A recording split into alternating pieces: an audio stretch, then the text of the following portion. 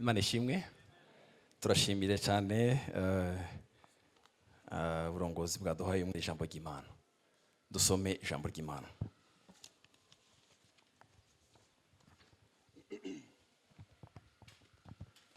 Ndasoma ahantu hatatu mu bitabo bitandukanye.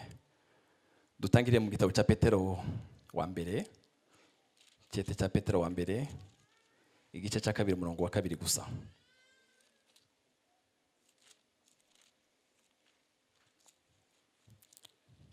Petero wa mbere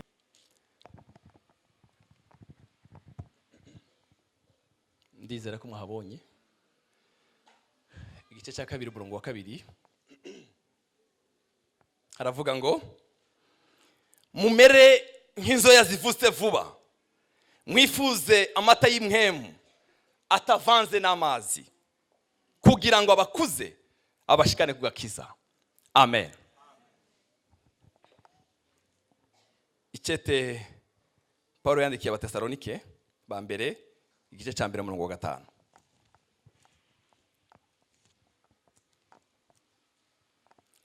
Abatesalonike ba mbere, igice cya mbere umurongo wa 5. Kuko ubutumwa bwacu butabashitse ko ari amajambo yonyine, ariko bwarimwo n'ubushobozi na mpwemu yera, no kumara amazinda rwose. Namwe murazi ubungene twari tumeze hagati muri mwebwe ku bwanyu. Amen. Nangirize mu gitabo cya Nehemiya, igice cya 13 umurongo wa 7.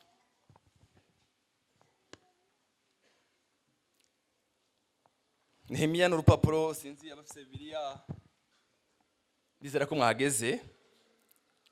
Igice cya 13 umurongo w'indwi haravuga ngo maze ashitse Yerusalemu, mbona ikibi Eliyashibu yakoze, ko yahaye Tobiya icumba mu nyubakwa yo mu ngoro y'Imana.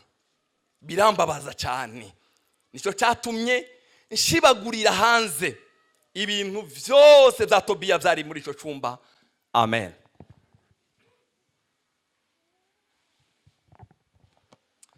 Semeni amen. Ndabiyegereje mwese mu ijambo ry'Imana. Oh hallelujah. Ndabiyegereje mu ijambo ry'Imana ngo tubane mwanya muto cyane dufite. Imana tuganirize. Iyo tutareba Yesu, iyo tudatumbira Yesu, tuba twaramizwe iteka mu bigoyi bya Satani. Je Benjamin ndamukeneye naze. Azacuranga neza indirimbo naze. Gitsirimba Benjamin ndamwemera gushuranga indirimbo. Sigo yeme. Kandi azabirira ifaranga. Kubw'intambara turwana, bakundwa b'umwami ni ngombwa utube dushore y'imizimuriye iyaba iyawi. Haleluya, riwe waturinzite tubatwaramizwe. Tuzamuri Imana icubahiro bavukanye. Haleluya. Iyawe iteka ata riwe waturi tubatwara. Haleluya. Kubw'intambara bakundwa ni ngombwa ngo tube dushore y'imizimuriye iyaba. Haleluya, riwe watu tubatwara.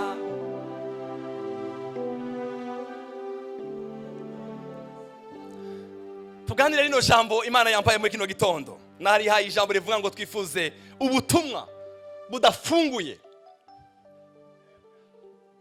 Ko muranyumva neza? Ubutumwa budafunguye. Bibiliya nshasha yabitomoye neza. Ubutumwa butarimwo amazi. Haleluya.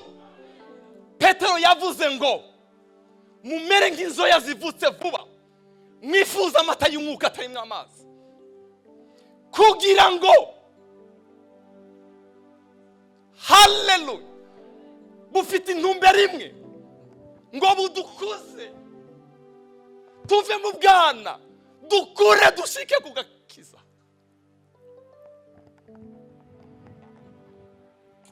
Mureke mbabwire ubutumwa burimo amazi.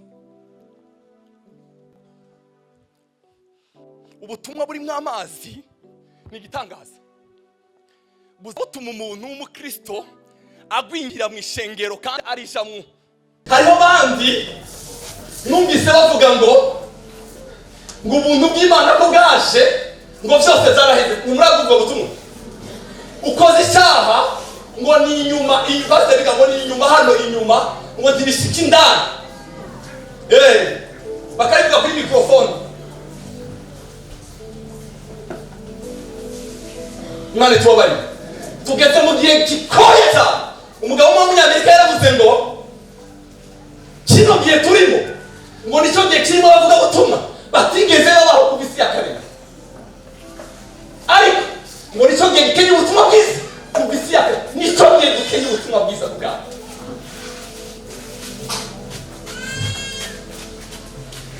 Pawulo yavuze ngo ubuntu bw'Imana bwaraserutse bugira gute, budushoboza kwikungura kutubaha Imana kose. Ubutumwa bwo kubwira kutikungura icyaha no gupfa, uzamenye ko burimo amazi menshi cyane. Hari umutonyi umwe gusa wo guhindura ngo bwere, ariko urapfuye. Mureke mbabwire tuza muri bari cyubahiro bene data. Petero yavuze ngo twifuza ubutumwa butari bw'amazi, ubutumwa bwiza bukubwira ijambo ry'Imana ukihana, ubutumwa bukubwira guheba. Hariho umuntu umerutse kumva naratangaye, umukozi w'Imana Ateo inyota yaramufashe hano mu gisagara. Inyota yaramufashe mu gisagara, ari mu gisagara hari hagati, aravuga ngo jewe ino nyota imfashe gutyo. Abantu baranze hano ndi umukozi w'Imana, reka njye kumera iriya mu Rubirizi. Nta muntu uzi mu Rubirizi. Ndajya mu Rubirizi, nta muntu uzi. Ageze ku muryango wa botike ahura n'umuntu, araba umukozi w'Imana uraho. Yaba yishyura muri botike, arabaza ngo ese nta mata bazabaza afite muri botike, yaba acanganyije ubaho ngaho. Dafitari yamufashe,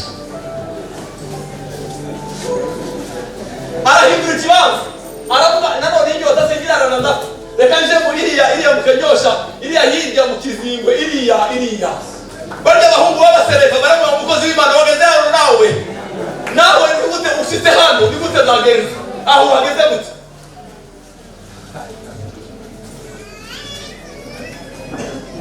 Ubutumwa bwiza bwa Kristo butarimo amazi, iyo ubwumvise buza bukwisa ugapfa. Haleluya! Ngubu kititwa Burundi, ngubu kititwa Umuhutu, ngubu kititwa Umututsi. Ubutumwa bwiza iyo bwabisitsemo ngubu kititwa uko witwa, uzabuduhindura abana b'Imana. Ubutumwa bwiza bw'ubwami bwa Kristo Yesu uzabuduhindura abana b'Imana, uzabuduhindura abana b'Imana, uzabuduhindura abana b'Imana. Ubutumwa bwiza bwa Kristo Yesu.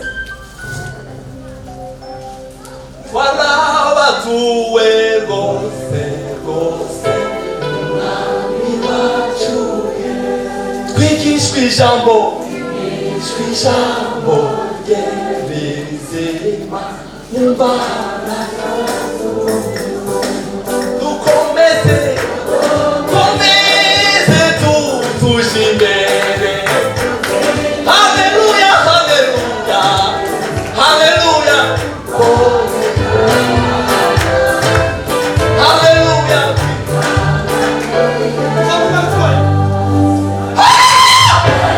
Ubutumwa bwiza bufite intumbero imwe, mama nawe tugeze imbere y'Imana. Ubutumwa bwiza ntibutubwira kubana mubwidishungura, oya muri ayo matope, oya.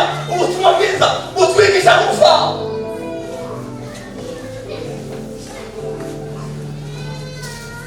turabasirikare.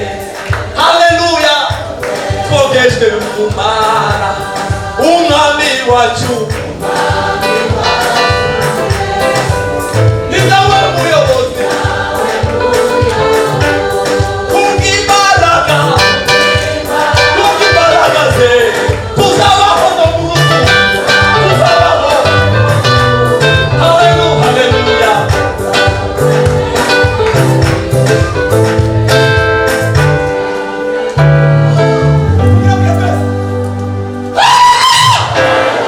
Muzi ko ubutumwa bwiza butarimo amazi siva kwa iyo bwakwinjiyemo uzi umenye no kwambara.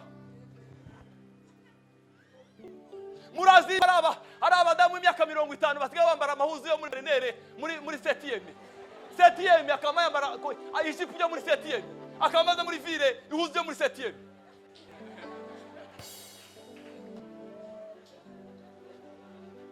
Ugakwega uzoro itebuke wangaho kurakwega iki wayambaye uyibona. Ubutumwa bwiza iyo bwishiye mu mugore, haleluya. Ubutumwa bwiza buzamubwira ngo yewe ijana ubegwe uzujana wambare neza ihuzu. Petero Paulo yabwiye Timotheo muza mwambara ihuzu ziberanye ubutumwa bwiza, muza mwambara ihuzu musarire no materaniro yabera muri mukwa bava mukanyosha bamukwega kurakwega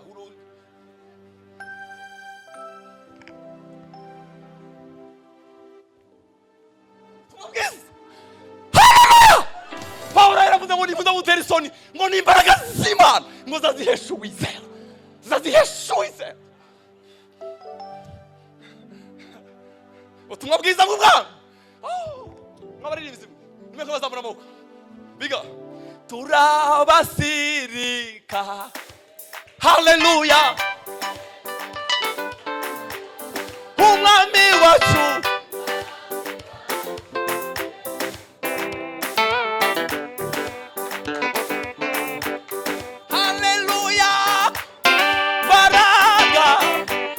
tuzabaho no mu rupfu.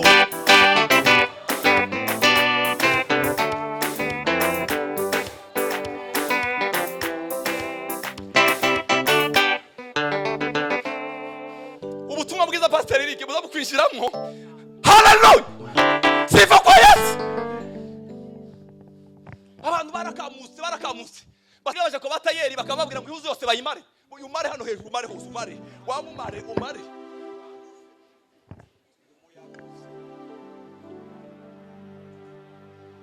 Mwabaririmbyi ko batayeri muri mukuja ngo bamare ihuzu bazishire. Naringize iminsi ndaronka microphone mu nyihangane.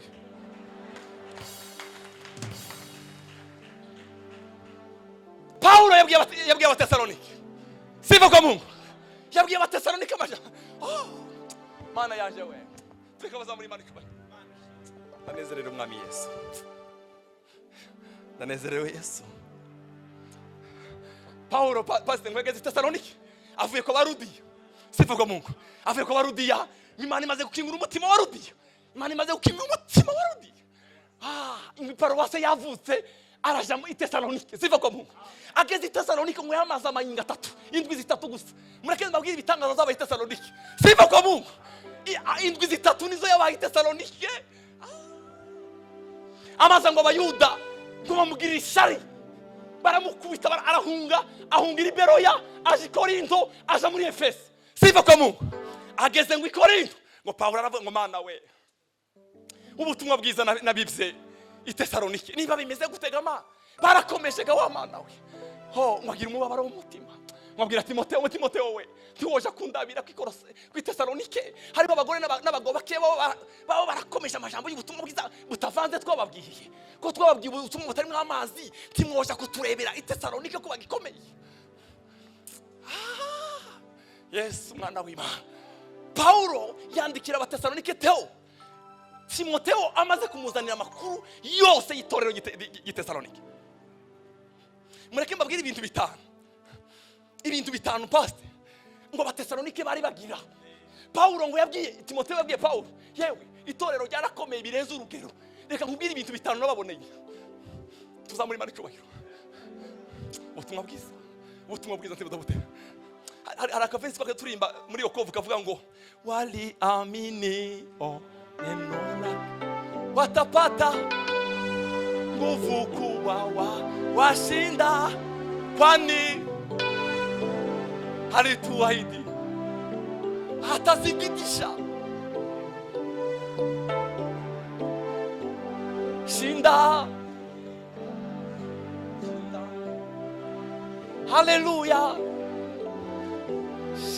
shinda kila Mungu wa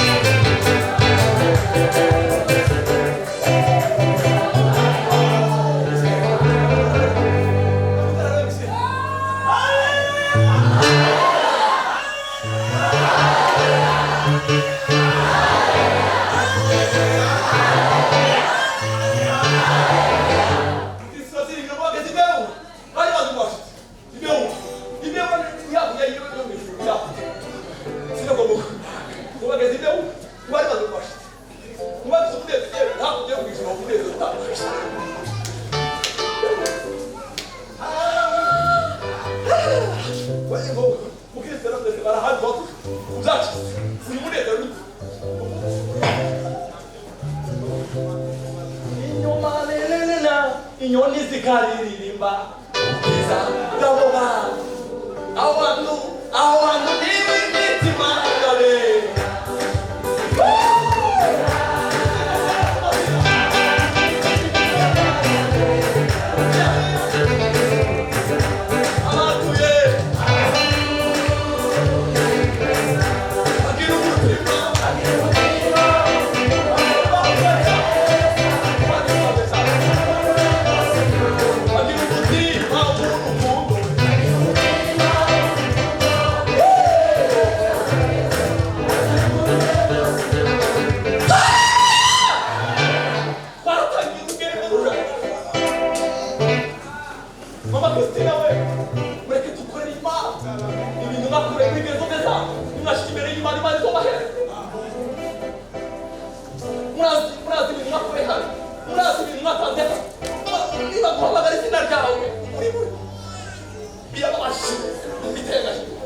amafaranga wari kuboheza umuryango wawe ufata amazu ukamererwa neza ukayazana mu ngoro y'Imana, izina ryawe rizabe mu ijuru.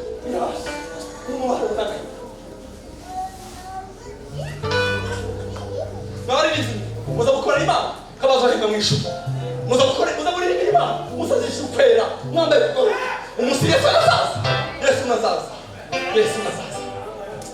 bigamara winangura kwayo winukiri wakize Mana izaduhemba nitwakora neza, izaduhemba nitwihana adukumire data, izaduhemba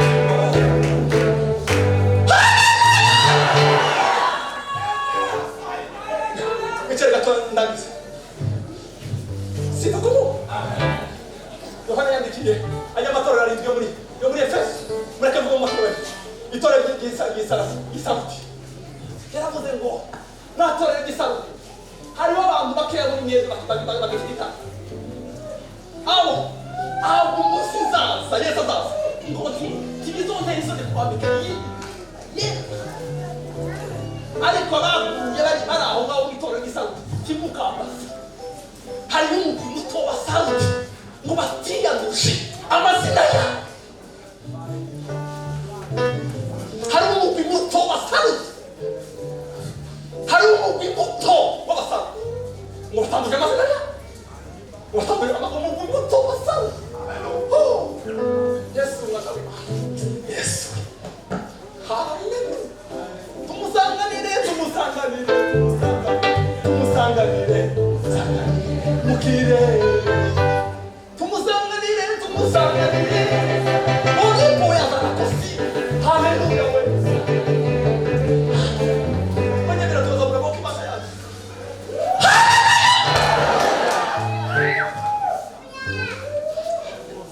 hari umugwi muto wa Sawuli ngo batanduje amazina yabo Pastor Revero we umugwi muto wa Sawuli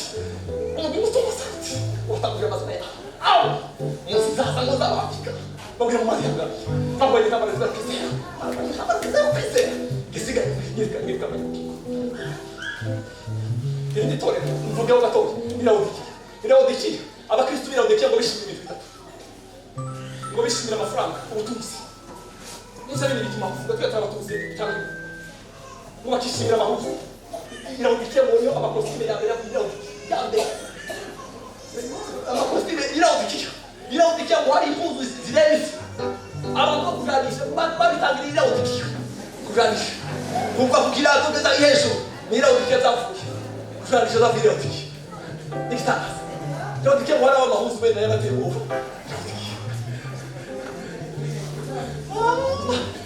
ngo baragira umuti w'amaso ngo bakaza twambare umuntu amaso gutya twama dushira mu muti ngo bakashira ibintu bitatu Yohana arabandikira arabwira ngo niba abakere bahari muri iyi si muri abatindi uko bari murishimira ubutunzi bwanyu ariko muri abatunzi bo kubabarirwa mwibya ariko mubona bariko ikanisa yose Laodikiya ngo ni imvubu nta muntu n'umwe muri mwebwe mwebuye mwatokeye mu kinogo mwese ngo mukaba mufite amahuzu nambaye ubusa mwese nambaye ubusa buri muntu n'akere kwambara muze mubura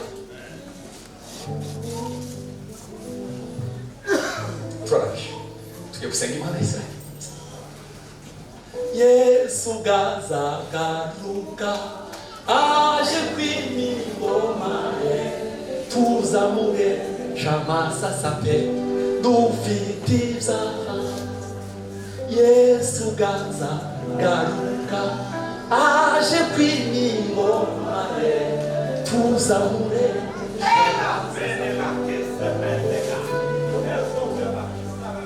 Yesu gazagaruka aje kw'ingoma ye tuzamuresha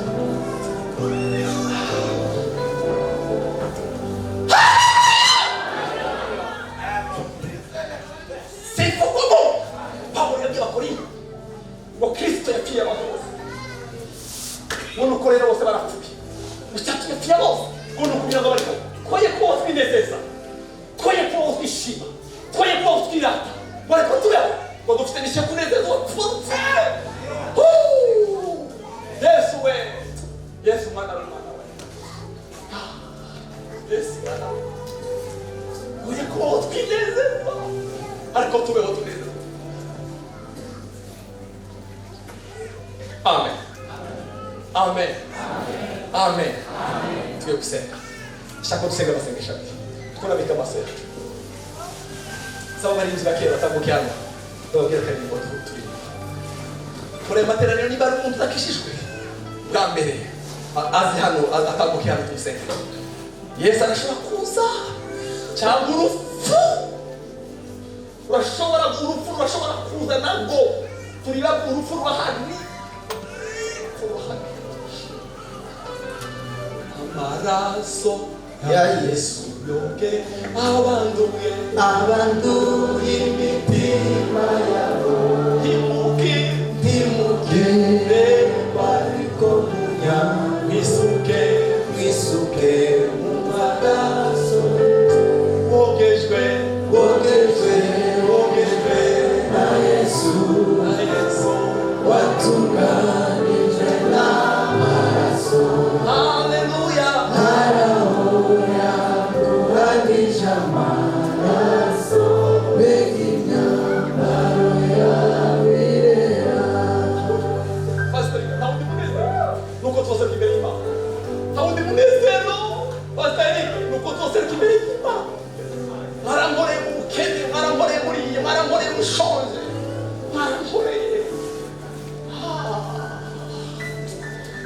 bazohagarara imbere bazohinduka ubwoba gusa biyambure n'impuzu zanduye siyeza bambikiye y'ubukwe mogejwe na Yesu watunganijwe n'amaraso harahoya kuhagisha amaraso imyambaro yawe irera.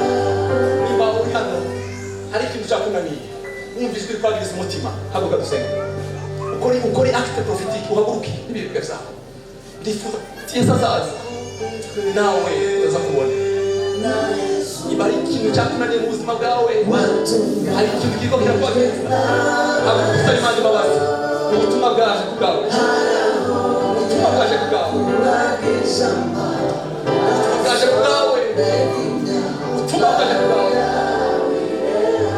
bogejwe haleluya sifa kwa Yesu watunganijwe n'amaraso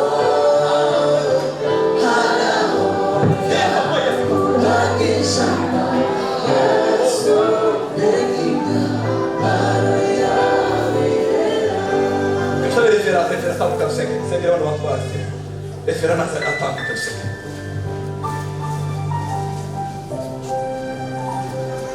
Data mu izina rya Yesu Kristo umwami Imana yacu turagushimiye kuri uyu munsi muri iki gicamunsi nk'uko ijambo ryawe ryavuzwe. Asante kuko kwakira ijambo ryawe ridafunguye.